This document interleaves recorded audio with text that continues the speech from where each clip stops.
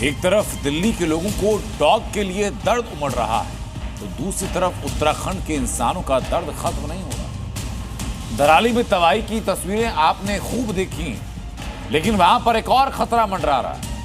उत्तरकाशी के हर्षिल में water bomb की टिकटॉक शुरू हो चुकी है।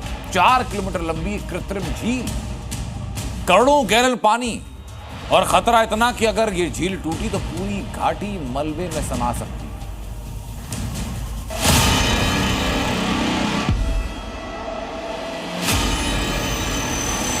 नींद नहीं आ रहा लोगों को। अब हर होना बाकी है। धराली के बाद हर्षिल पर मंडराया खतरा।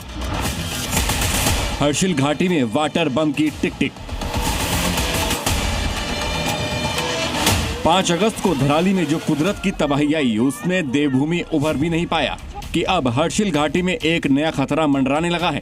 दरअसल धराली त्रासदी और लगातार बारिश की वजह से हर्षिल कैंप के पास 4 किलोमीटर लंबी कृत्रिम झील बन गई है। गंगोत्री से 25 किलोमीटर दूर ये झील किसी भी वक्त फट सकती है, और अगर ऐसा हुआ तो हर्षिल का हाल भी धराली जैसा हो जाएगा।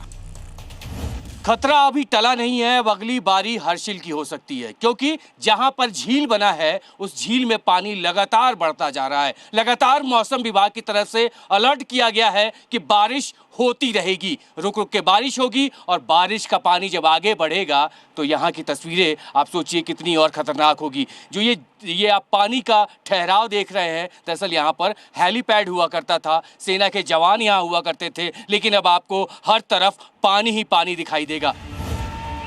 5 अगस्त को धराली में आए सैलाब ने पल भर में गांव को मलबे में दबा दिया, और इस मलबे ने भागीरथी नदी का रास्ता रोक दिया, जिसके बाद हर्षिल हेलीपैड की जगह ये झील बन गई, जिसमें करोड़ों गैलन पानी भरा हुआ है।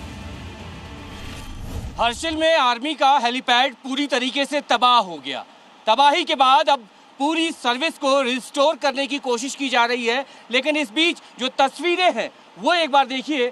जब बादल फटा तो सीधे आप पहाड़ियों से एक रास्ता बनता हुआ देख रहे हैं। यहीं से बादल फटने के बाद पानी यहाँ नीचे हेलीपैड पे आया, और उसके बाद इस पूरे हेलीपैड को निस्तो नाबूद कर दिया तेज बारिश और उसके बाद पानी ने। अब यहाँ पर आर्मी जो लोग यहाँ पर दबे हुए हैं उनको तलाशने का काम कर रही है। इस झील का पानी लगातार बढ़ता ही जा रहा है, जिसके निकलने का कोई रास्ता नहीं है।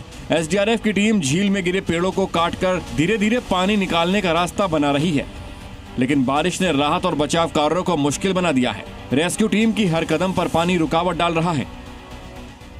अब भौगोलिक स्थिति इसलिए मैं कह रहा हूँ कि 200 मीटर चौड़ा ये जो झील है, ये जब आगे बढ़ रही है तो आगे जो निकासी का रास्ता है वो बेहद ही पतला हो गया है, और ऐसे में जैसे जैसे ये आगे बढ़ रहा है तो इसके आगे जो कस्बा पड़ता है हर्षिल, उसके लिए मुसीबतें आनी शुरू हो गई है। खतरे को देखते हुए उत्तराखंड जल विद्युत निगम की टीम मौके पर मौजूद है, हालात का जायजा ले रही है, क्योंकि इस झील से सिर्फ हर्षिल ही नहीं बल्कि आसपास के कई गांवों को खतरा है, और अगर ये झील टूटी तो मनेरी भाली बांध पर भी इसका असर हो सकता है। लिहाजा हर्षिल के आसपास रहने वाले लोगों में जबरदस्त खौफ है। पूरे हर्षिल ही खतरे में। अब तो धराली जो खतरा था वो तो हो गया, वो तो जो होना था, अब हर्षिल का होना बाकी है।